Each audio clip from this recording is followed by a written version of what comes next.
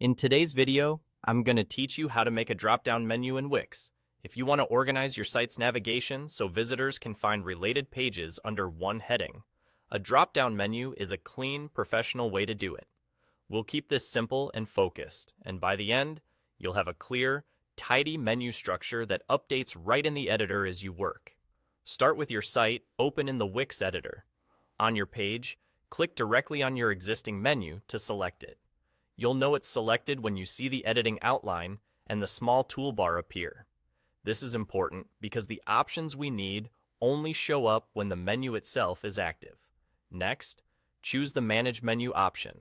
This opens a panel that lists all your current menu items in order. Think of this panel as the control center for your navigation. Each item will have a small drag handle to the left, which lets you move items around without changing the actual pages on your site. You're only adjusting how they appear in the menu. Now, use that drag handle to rearrange your items. Identify the one you want to act as the main or parent item. Drag it into position so it sits above the items you want to group beneath it. Keeping the parent item at the top makes the structure predictable and easy to scan for your visitors. With the parent item in place, it's time to create the drop-down. Take the items that should live under that parent and drag each one slightly to the right. As you do this, you'll see a subtle indent appear, indicating that the item has become a sub-item. This nesting is what builds the drop-down. You can repeat this for as many items as you want, grouped under the parent. You'll notice the changes take effect immediately in the editor.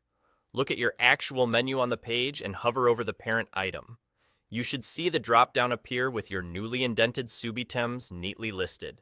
If something doesn't look right, simply go back to the panel and drag an item left to remove the indentation, or up and down to adjust the order until it feels just right.